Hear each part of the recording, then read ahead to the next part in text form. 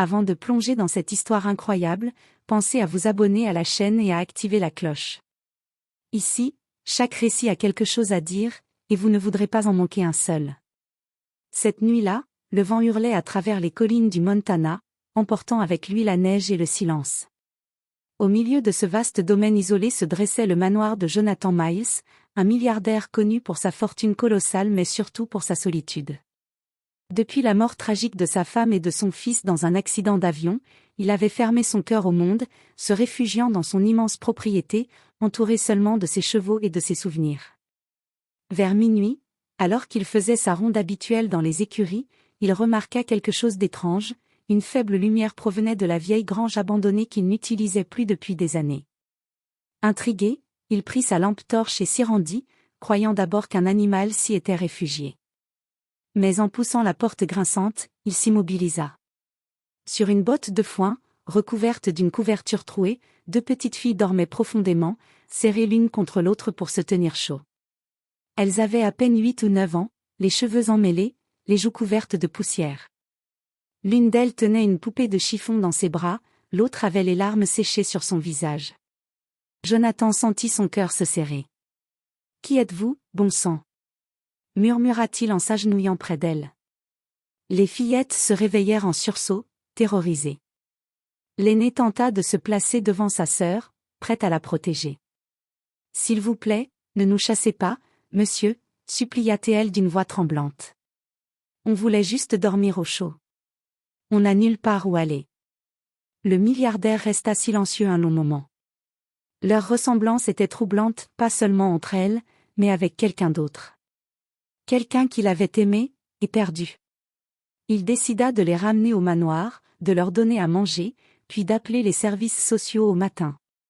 Mais plus il les observait, plus un étrange pressentiment grandissait en lui. Quelques jours plus tard, les tests d'ADN qu'il avait demandés en secret venaient d'arriver. Jonathan s'assit lentement dans son bureau, les mains tremblantes. Le résultat était clair, indiscutable. Les jumelles étaient les petites filles de sa femme décédée. Et pire encore, l'unique fille qu'il croyait morte avec elle dans l'accident, était peut-être encore en vie. Le matin se leva sur la vallée du Montana dans une brume épaisse et dorée.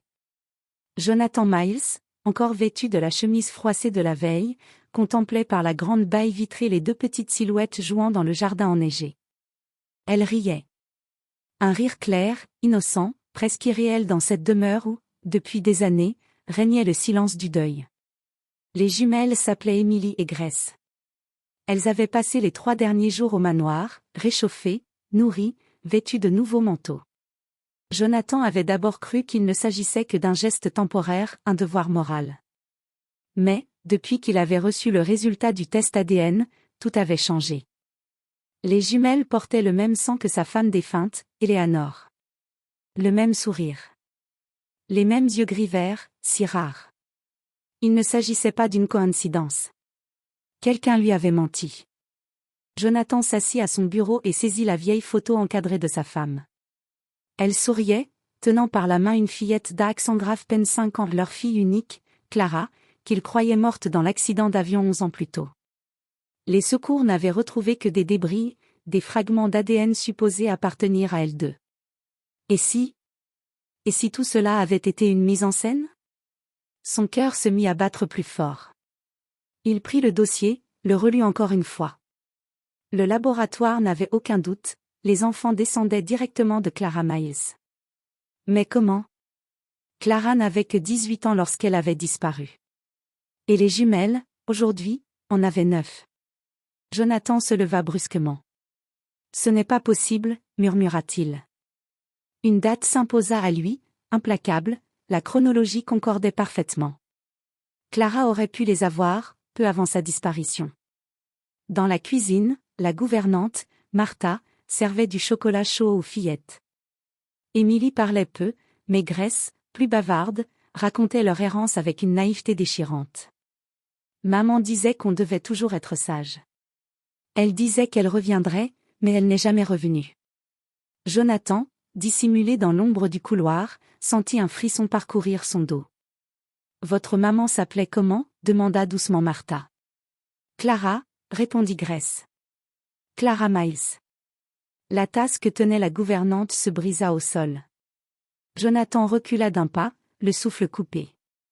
Cette nuit-là, incapable de dormir, il descendit à la cave où il gardait de vieux cartons scellés depuis l'accident.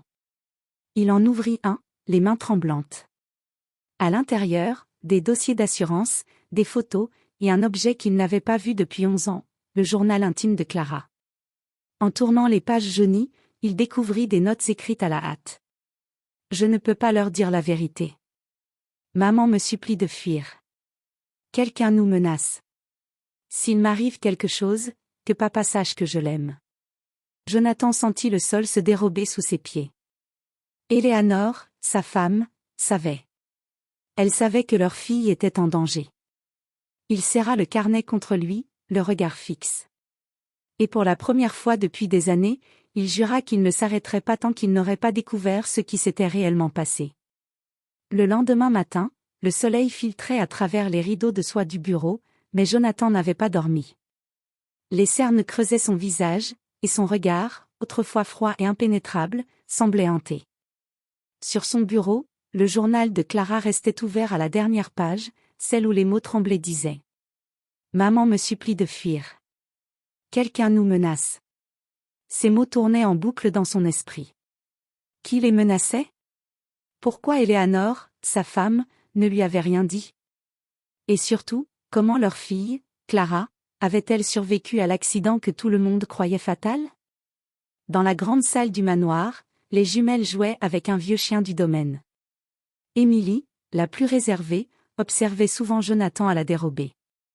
Il sentait dans son regard une curiosité timide, presque une reconnaissance instinctive. Ce lien du sang, même ignoré, semblait déjà parler. Après le déjeuner, Jonathan demanda à Martha. « Peux-tu me rapporter les effets personnels d'Éléanore? Tout ce qu'on avait rangé après l'accident. » La gouvernante hésita, surprise. « Monsieur, vous n'avez pas ouvert ces coffres depuis des années. Êtes-vous certain? » « Oui. Je crois que ma femme m'a caché quelque chose. Et je veux le découvrir. » Quelques heures plus tard, dans la pièce la plus reculée du manoir, il posa devant lui un vieux coffre en acajou. Les initiales EM étaient gravées sur le couvercle. Il l'ouvrit lentement. À l'intérieur, les souvenirs d'une vie, les bijoux d'Éléanore, un carnet de croquis, une écharpe parfumée, et, glissée entre 2 livres, une enveloppe scellée à la cire rouge. Son cœur se mit à battre plus fort. Il reconnut immédiatement l'écriture élégante de sa femme. Sur l'enveloppe, une seule phrase. À ouvrir seulement si la douleur devient insupportable. Il la déchira avec précaution et déplia la lettre. L'odeur du papier ancien se mêla à celle du parfum qu'elle portait autrefois. Les mots, écrits d'une main tremblante, semblaient sortir d'au-delà de la tombe. Mon cher Jonathan, si tu lis cette lettre, c'est que le mensonge dans lequel je t'ai entraîné est devenu trop lourd à porter. Clara n'est pas morte. J'ai dû la faire disparaître pour la protéger. Un homme puissant voulait la réduire au silence. Il savait quelque chose qu'elle avait découvert, quelque chose qui aurait détruit son empire. Je ne pouvais pas le combattre. Alors j'ai organisé sa fuite, et j'ai fait croire à sa mort. Et si un jour tu retrouves ses enfants, protège-les comme tu m'as protégé autrefois. Et pardonne-moi. Éléanore. Jonathan resta pétrifié, incapable de bouger. Sa gorge se serra. Mon Dieu, Éléanore, qu'as-tu fait? Murmura-t-il. Tout s'effondra d'un coup, les années de deuil, la solitude, la douleur qu'il croyait comprendre. Clara avait été vivante. Et Éléanore l'avait cachée pour la sauver. Mais de qui? Il se leva brusquement et attrapa son téléphone. Martha. Appela-t-il. Oui, monsieur? Trouvez-moi tout ce que vous pouvez sur les associés de ma femme avant sa mort. Tous les noms, toutes les entreprises. Quelqu'un, quelque part, c'est ce qu'elle protégeait. Puis, en jetant un dernier regard vers les jumelles qui riaient dehors, il se jura en silence. Je retrouverai ma fille. Et je détruirai celui qui l'a forcée à disparaître. La pluie tambourinait contre les vitres du manoir comme pour chasser les derniers vestiges de l'été. Jonathan, le journal de Clara ouvert sur ses genoux, parcourait chaque page à la recherche d'un indice, un nom, une adresse, une phrase qui le guiderait. Il avait l'impression d'être un détective maladroit dans la maison de sa propre vie. Au milieu des notes griffonnées, une feuille pliée se détacha. Il la déplia, c'était une photo amateur, jaunie sur les bords. On y voyait Clara, souriante, appuyée contre un mur de briques, une main entremêlée dans celle d'un homme qu'il ne reconnaissait pas tout de suite. L'homme avait le visage creusé, les yeux perçants, et une cicatrice diagonale sur la joue droite qui déformait légèrement son sourire. Jonathan sentit le sang se glacer. Ce visage éveillait un malaise ancien, comme une musique qu'on croit reconnaître sans pouvoir en nommer l'auteur. Au bas de la photo, Clara avait écrit, d'une écriture pressée, « V. Ne pas parler. V. » Une vingtaine de possibilités se bousculèrent dans son esprit, mais une seule lui vint avec une force froide, Victor Langford. Un nom qu'il avait entendu autrefois, murmuré dans des réunions, un associé discret dans les affaires d'Eleanor. Un homme qui avait bâti sa fortune dans l'ombre, capable de transactions silencieuses et de menaces soigneusement formulées. Il alla immédiatement à la bibliothèque et tira du dossier des archives les anciens contrats signés au nom d'Eleanor Miles Enterprises. Les pages étaient pleines de chiffres et de clauses, mais un nom revenait comme une tache indélébile, Langford Holdings, Victor Langford, directeur général. Jonathan se rappela enfin, une altercation publique, des années auparavant, entre Eleanor et un investisseur trop agressif. On avait parlé d'un différend financier. On n'en avait jamais fait de scandale. Eleanor l'avait contourné, on avait coupé court à la rumeur, et la vie avait repris son cours, jusqu'à ce que tout bascule. Il fit une photo de l'homme au téléphone, la comparant avec la silhouette qu'il avait vue dans un vieux reportage sur Victor. Les traits correspondaient. La cicatrice aussi. Le puzzle prenait une forme sinistre. Victor Langford n'était pas seulement une affaire, c'était peut-être la raison pour laquelle Clara avait disparu. Martha, murmura-t-il, appelle l'agence privée. Trouve-moi tout sur Victor Langford, déplacement récent, associé, adresse. Et dis à personne que je me mêle de ça. La gouvernante, habituée aux colères administrées par le chagrin de son patron, acquiesça, mais ses yeux trahissaient la peur. Dans le couloir, Emily passa en trottinant, tenant une poupée par la main. Elle leva les yeux et, sans comprendre, dit. Papa dit qu'on a un grand-père méchant. Jonathan sentit un pincement. Pas encore, pensa-t-il. Pas avant d'avoir les preuves. La nuit tomba comme une chape. Il téléphona à son avocat, demanda des vérifications discrètes, et fit venir l'ancien détective privé qu'il employait autrefois pour des affaires moins sentimentales. Les informations étaient parcimonieuses, soigneusement filtrées. Victor Langford était un homme prudent, dont l'empire s'étendait des biens immobiliers aux technologies médicales. Peu de dossiers publics, beaucoup de comptes offshore, et ce qui fit frissonner Jonathan, des rumeurs, chuchotées, de « solution finale » pour ceux qui se mettaient en travers de ses plans. Vers 2 heures du matin, alors qu'il classait de nouvelles feuilles, son téléphone vibra. Un message anonyme. Arrêtez vos fouilles. Ce qui est enterré doit le rester. Au bas du texte, rien, ni numéro, ni signature. Juste un avertissement. Jonathan posa le téléphone, le cœur serré mais la résolution plus nette que jamais. Il se leva, prit la photo de Clara et l'observa une dernière fois. La fillette souriait d'un sourire qu'il n'avait presque jamais vu depuis des années, innocent, confiant. Il la glissa dans la poche intérieure de sa veste et, pour la première fois depuis longtemps, sentit sa colère remplacer sa paralysie. « Trouvez-le » dit-il à voix basse, comme une promesse faite à lui-même et à celle qu'il protégeait. « Et que justice soit faite. » Au même instant, dans la grange, quelqu'un écouta derrière la porte. Un souffle, un mouvement. Quelqu'un savait que Jonathan avait trouvé la photo.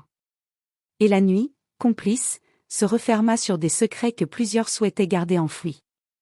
Le lendemain matin, Jonathan ne pouvait plus rester au manoir. L'ombre de Victor Langford planait sur chaque pièce, chaque couloir, et même sur le rire innocent des jumelles. Il décida de retourner à la grange où tout avait commencé, le lieu où il avait trouvé Emily et Grace endormies. Il sentait que des indices oubliés l'attendaient encore là-bas. La grange, autrefois oubliée et poussiéreuse, avait quelque chose d'étrangement intact. Le vent s'engouffrait entre les planches, faisant danser les rayons de lumière sur les bottes de foin. Jonathan s'accroupit près des caisses qu'il n'avait pas ouvertes les premiers jours, observant les taches de poussière et les traces de pas anciennes. C'est alors qu'il remarqua un petit coffre en métal, à moitié caché sous une couverture déchirée. La serrure était rouillée, mais en insistant un peu, il parvint à l'ouvrir. À l'intérieur, il trouva des documents et des photographies soigneusement pliées, des lettres de menaces, des preuves de transactions illégales, un carnet. Le carnet était écrit dans l'urgence, à la main, avec des ratures et des phrases hâtives. Jonathan reconnut immédiatement l'écriture de sa femme. « Si quelqu'un lit ceci, vous devez protéger mes filles. Victor Langford, il ne pardonne pas. » Le carnet contenait également un plan détaillé des déplacements de Clara avant sa disparition, des adresses cachées et même des instructions sur la manière de protéger Emily et Grace. Tout était soigneusement codé pour ne pas être compris par un tiers. Alors qu'il examinait les documents, Jonathan entendit un bruit derrière lui. Il se retourna vivement. La porte de la grange bougea légèrement, comme si quelqu'un l'avait touchée. Mais personne n'était là. Un frisson lui parcourut l'échine. Quelqu'un avait surveillé ce lieu. Depuis combien de temps? Et pourquoi ne pas avoir pris les jumelles avec lui? Il s'accroupit et examina le sol. Les traces de pas menaient vers un vieux tunnel, un passage secret sous la grange qu'il n'avait jamais remarqué. Jonathan sentit son cœur battre plus fort. La grange n'était pas seulement un refuge temporaire pour les jumelles, c'était un sanctuaire conçu par Eleanor pour protéger sa fille et ses futures petites-filles. Il sortit son téléphone et appela Martha. « Prépare le manoir. Nous allons déplacer toutes ses affaires et sécuriser l'endroit. »« Monsieur, et les filles ?» s'inquiéta T.L. « Elles restent avec moi, » répondit Jonathan d'une voix ferme. « Elles sont trop importantes. Personne ne doit leur faire de mal. » Alors qu'il remontait la pente vers le manoir, Jonathan réfléchissait. Eleanor avait tout planifié pour que ses enfants survivent. Elle avait prévu les caches, les messages codés, et même les documents prouvant l'identité des filles. Mais quelque chose lui échappait encore. Clara vivait-elle réellement quelque part? Et si elle était encore en danger, qui pouvait la retrouver avant Victor? Cette nuit-là, Jonathan resta éveillé dans son bureau, le carnet de sa femme ouvert devant lui. Chaque mot, chaque instruction, chaque secret semblait murmurer à son oreille. Ne laisse personne leur faire de mal. Même si cela signifie te battre contre le monde entier. Et quelque part, dans l'ombre, quelqu'un observait le manoir depuis la forêt. Un sourire froid et calculateur éclairait son visage. Victor Langford savait désormais que Jonathan avait trouvé la grange. Et il ne laisserait pas cette découverte passer sans conséquence. La brume matinale s'accrochait aux arbres du domaine Miles, donnant au manoir une allure de forteresse oubliée. Jonathan, assis dans son bureau, scrutait les dossiers qu'il avait récupérés de la grange. Les documents révélaient non seulement les menaces passées mais aussi les mouvements récents de Victor Langford. Il savait désormais que le danger était proche. Soudain, le téléphone sonna. C'était un appel inconnu. Il décrocha avec prudence. « Vous jouez un jeu dangereux, Jonathan. Les enfants ne vous appartiennent pas, laissez-les, ou vous le regretterez. » La voix était froide, métallique, et aucune émotion ne laissait transparaître de doute. Jonathan sentit son poing se serrer. Il posa le téléphone et respira profondément, c'était la première véritable menace directe. Victor Langford venait de passer à l'action. Quelques heures plus tard, alors que Jonathan inspectait les sécurités autour du manoir, il aperçut une voiture noire s'arrêter au bout de l'allée. 2 hommes en costume, visiblement à la solde de Victor, descendaient. Le domaine, pourtant vaste et isolé, n'était pas invincible. Jonathan ordonna à Martha et aux jumelles de rester dans le bureau sécurisé du manoir et verrouilla toutes les portes avec le système qu'il avait installé après l'accident. Mais avant qu'il ne puisse réagir davantage, un des hommes lança un petit objet par-dessus la clôture. Jonathan l'attrapa, c'était un ballon contenant un message. Il l'ouvrit avec précaution et lut les mots écrits au feutre noir. « Vous n'êtes pas censé jouer au père. Reposez votre curiosité. » Le message ne laissait aucun doute, Victor savait que Jonathan connaissait son secret. Et il utilisait la peur pour intimider. Jonathan sentit une colère sourde monter en lui. Il savait que Victor Langford n'était pas un homme à sous-estimer. Mais il savait aussi une chose, il n'abandonnerait jamais les jumelles. Ces filles étaient la dernière trace vivante de sa fille Clara. Et il ferait tout pour les protéger. Il contacta l'ancien détective privé, Michael O'Connor, pour surveiller tous les mouvements autour du manoir et pour enquêter sur Victor. Il commença à dresser un plan stratégique, sécuriser le domaine, protéger les filles, et surtout, découvrir où Victor avait caché Clara si elle était encore en vie. La nuit tombait. Emily et Grace s'étaient endormies, serrant contre elles leur peluche. Jonathan s'assit près de la fenêtre, observant la forêt qui bordait le domaine. La lumière d'un projecteur au loin traversa les arbres, un avertissement silencieux. Victor Langford voulait marquer son territoire, rappeler qu'il pouvait frapper à tout moment. Jonathan serra les poings. Sa voix, basse mais ferme, résonna dans la pièce vide. « Si tu veux jouer, Victor, alors joue. Mais je te préviens, je ne reculerai pas. » Et quelque part, dans l'ombre, un éclat de rire froid lui répondit, invisible mais menaçant.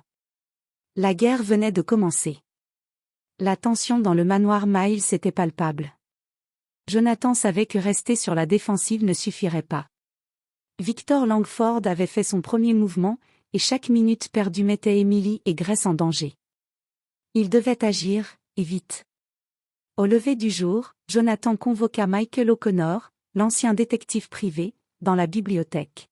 « Michael, dit-il en posant le carnet d'Eleanor sur la table, j'ai besoin que tu comprennes quelque chose, ces filles, elles sont le dernier lien avec Clara.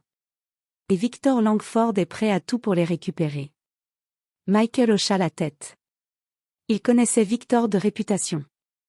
Intelligent, méthodique, impitoyable. « Alors, que proposez-vous ? Demanda Michael.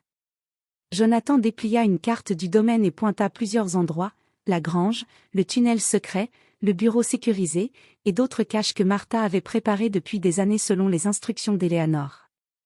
Nous allons utiliser ces caches contre lui. Victor croit que nous sommes vulnérables ici, mais nous pouvons transformer le manoir en piège. Si nous voulons récupérer Clara ou la protéger, nous devons anticiper chaque mouvement. Tout au long de la journée, Jonathan et Michael sécurisèrent le domaine, caméras de surveillance cachées, système d'alarme sophistiqué, passage secret renforcé. Les jumelles furent installées dans un appartement temporaire au sous-sol, à l'abri de tout regard, avec Martha veillant sur elles. Mais Jonathan savait qu'il devait aller plus loin. Il devait frapper là où Victor ne s'y attendrait pas, dans ses affaires, ses secrets, sa réputation.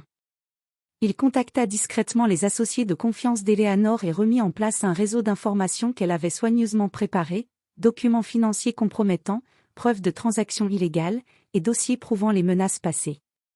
Tout cela pourrait servir de levier contre Victor. Cette nuit-là, Jonathan se posta près de la fenêtre de son bureau, observant les ténèbres autour du domaine. Un mouvement léger dans les bois attira son attention. Il activa discrètement l'un des détecteurs de mouvement et vit une silhouette s'approcher, un drone survolant le domaine. Victor testait la surveillance. Jonathan sourit, froid et déterminé. « C'est toi qui joues maintenant, Victor, » murmura-t-il. « Mais rappelle-toi, je connais tes secrets. Et pour chaque menace que tu envoies, je te montrerai que nous avons des yeux partout. » À ce moment, un pli glissé sous la porte attira son attention. Une enveloppe sans nom. Jonathan l'ouvrit, à l'intérieur, une photo de Clara enfant, souriante, accompagnée d'un mot griffonné. « Si tu veux me revoir vivante, trouve-moi avant qu'il ne le fasse. » Jonathan sentit un frisson le parcourir. La pièce était silencieuse, mais son cœur battait à tout rompre. Victor Langford avait été plus loin qu'il ne l'imaginait. Clara n'était pas seulement disparue, elle était toujours tenue quelque part. Alors c'est ça, pensa-t-il. La vraie chasse commence maintenant. Jonathan se tenait devant la carte détaillée qu'il avait accumulée au fil des jours.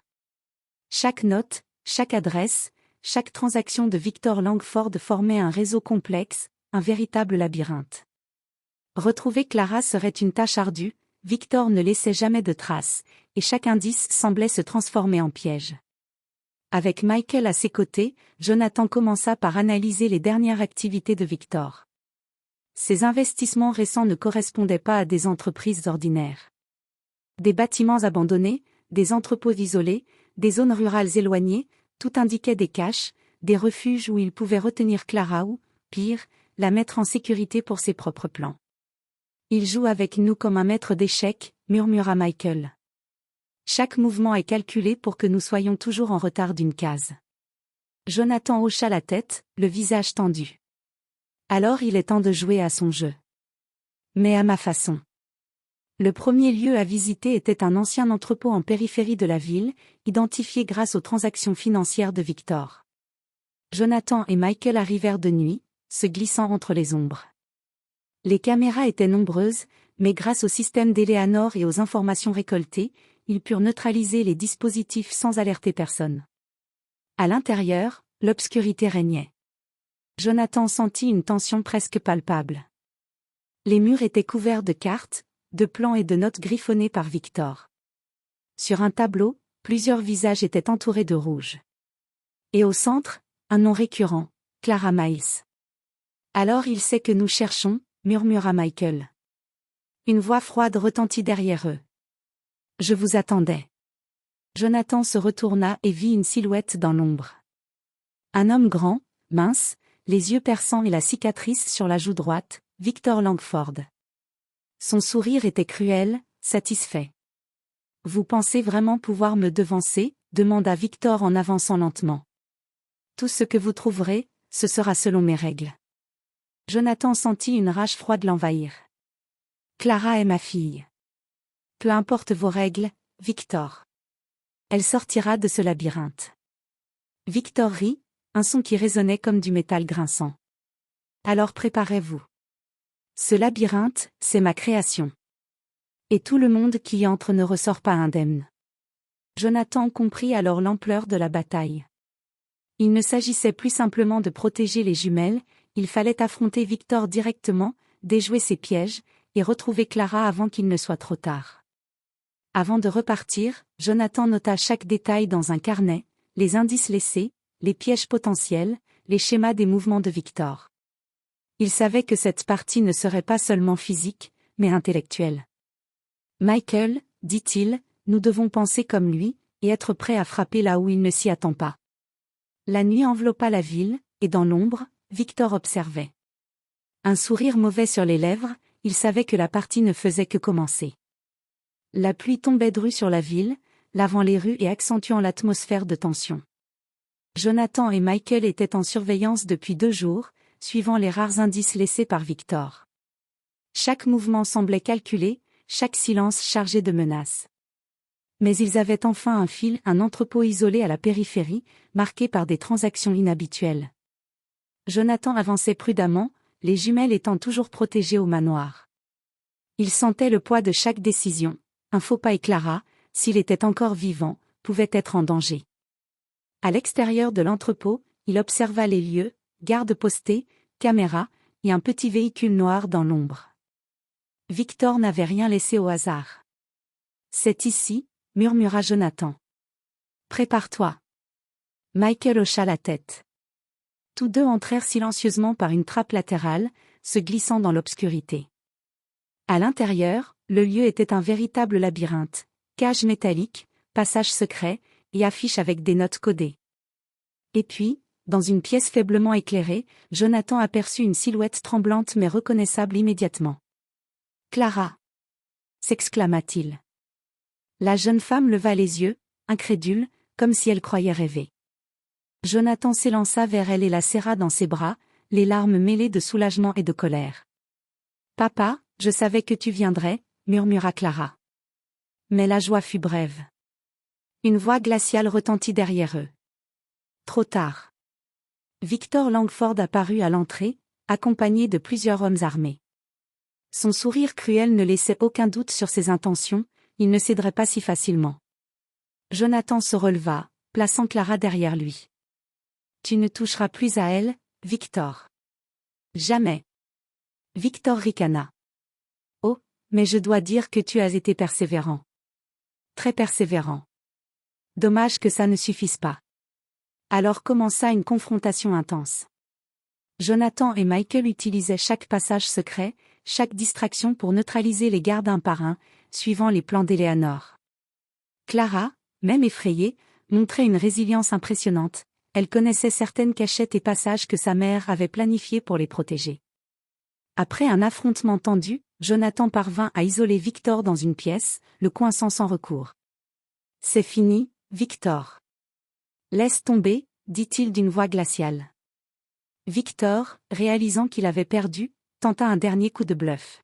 « Vous croyez avoir gagné, mais je reviendrai. » Jonathan le fixa avec détermination. « Tant que je vivrai, tu ne toucheras jamais à ma famille. » Le lendemain, le domaine Miles retrouva son calme.